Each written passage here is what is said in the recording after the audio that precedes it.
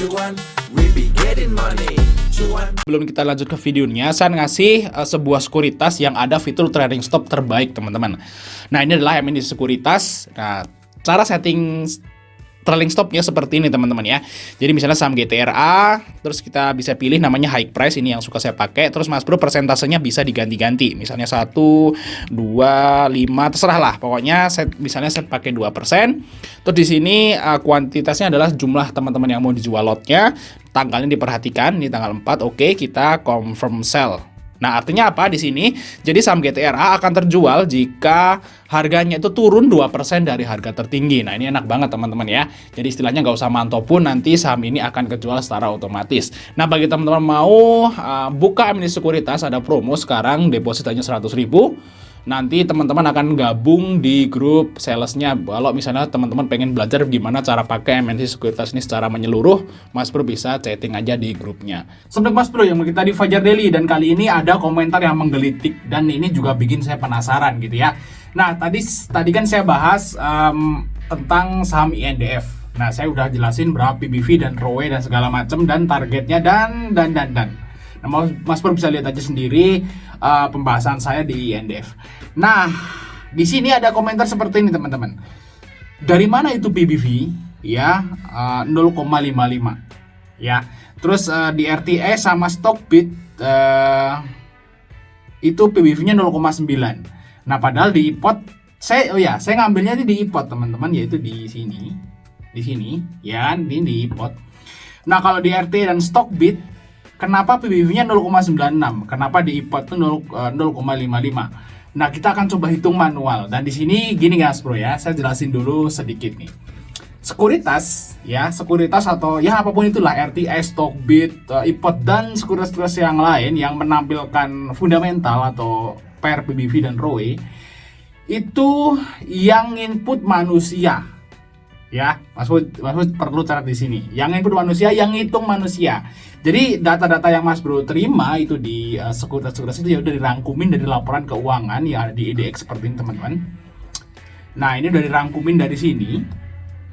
Yang ngerangkum, yang ngitung manusia. Ya, kayak kita gitu. Jadi pasti enggak semuanya itu sempurna, namanya manusia, ada istilahnya kelalaian lah segala macam. Jadi istilahnya sebagai investor misalnya atau trader atau apalah yang di bursa gitu ya, kita harus istilahnya itu lebih jeli dan minimal banget kita tahu lah gimana cara ngitungnya, karena juga data yang disediakan oleh sekuritas itu juga belum tentu benar, teman-teman. Kalau di IDX itu kalau salah harus direvisi. Kalau di sekuritas kan juga belum tentu, karena memang sekuritas itu intinya adalah buat jual beli ya, bukan menampilin detail dari laporan keuangan sebuah perusahaan. Beda sama IDX lah seperti itu. Jadi di sini saya akan bedah, Mas Bro, mana yang benar, RTA, Stockbit atau IPOT, dan gimana cara ngitung harga buku. Nah, ini biar teman-teman itu tahu ya gimana cara ngitung harga buku dan PBV, biar nanti ke depannya teman-teman itu kalau ada selisih data dari sekuritas A dan sekuritas B, teman-teman itu bisa ngitung sendiri dan mana yang benar, Mas Bro itu tahu gitu ya, nggak ngambang-ngambang lah seperti itu ya. Nah, ini sebagai jawaban dari teman kita ini ya, thank you udah komentar. Jadi saya tahu nih kok beda gitu ya. Dan bedanya lumayan jauh, 0,5 kali PBV dan 0,96 kali, itu jauh banget. Kalau bedanya cuma komanya, misalnya 0,55 dan 0,57, saya nggak akan ngurus.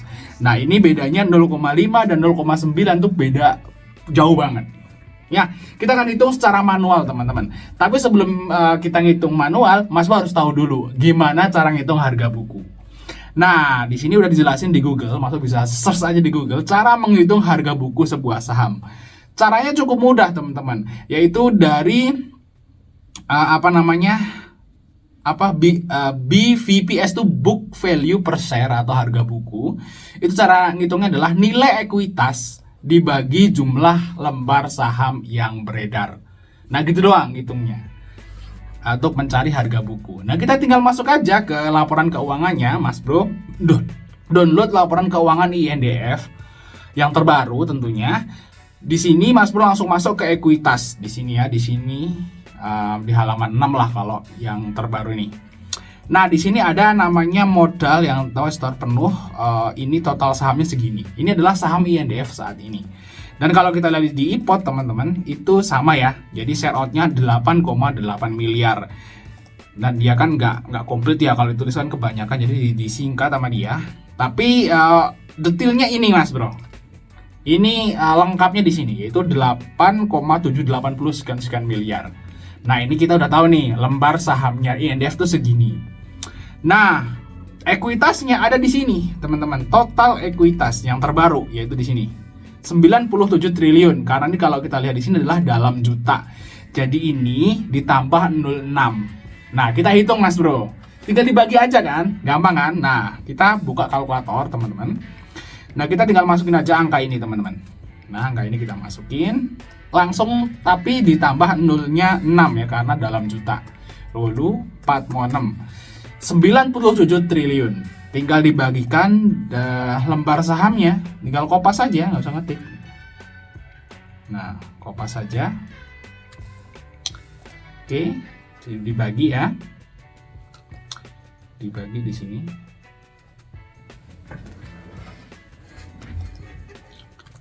Nah, ini guys ya. Jadi 97 triliun sekian dibagi 8,7 miliar sekian.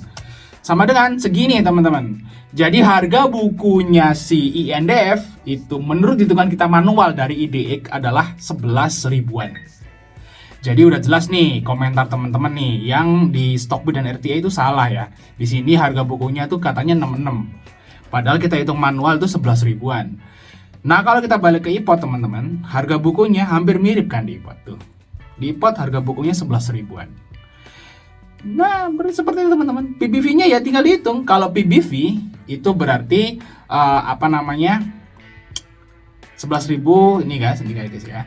Kita copy, terus dibagi harga saat ini teman-teman. Harga saat ini INDF itu adalah 6375